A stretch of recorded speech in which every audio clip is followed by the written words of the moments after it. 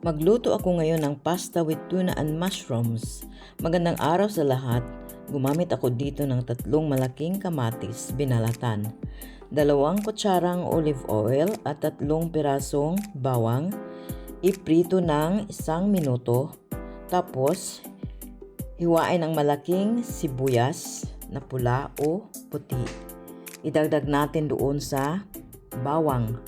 Haluin ng mabuti at iprito ng 3 minuto. Samantala, hiwain natin ang binalatang sibuyas. Tapos tingnan natin yung bawang at saka sibuyas na mag-brown na, tapos idagdag yung hiniwang kamatis at halu-haluin ng mabuti at lutuin ng 3 minuto.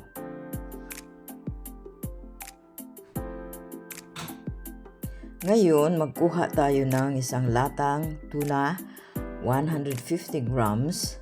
Tapos, ito ang ilalagay ko dito sa pasta sauce. Hindi ko tinapon yung sauce niya kasi nakadagdag yun ng lasa. Haluin ng mabuti, tapos ating idagdag yung hiniwang 3 cups na mushrooms.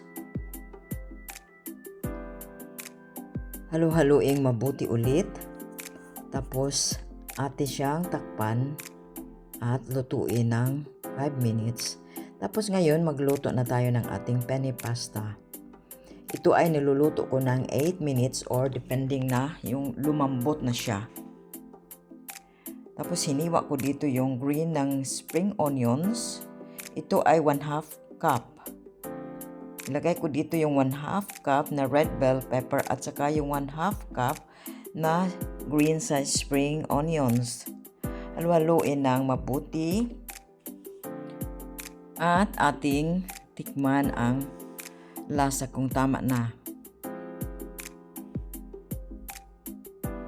Lagyan natin ng asin at saka dinurog na black pepper, tapos yung seasoning. Pinili ko yung chicken seasoning, haluin ulit. Tapos ngayon, lagyan natin ng 1/2 cup na lactose-free milk. Pinili ko to dahil hindi ako hiyang na may lactose. Mas masarap dito pag cream ang ginamit mo.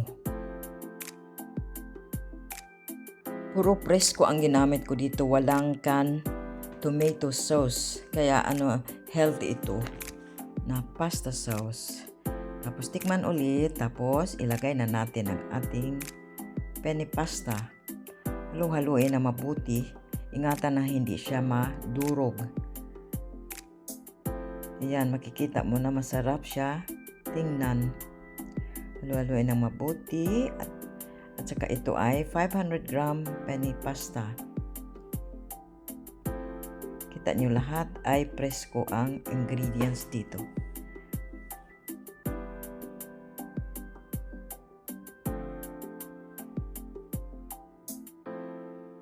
Ngayon ating i-plate in na ang ating pasta. Ready na siya kainin. Kung nagustuhan nyo ang video na to, paki-subscribe, like, at hanggang sa muli. Bye everyone!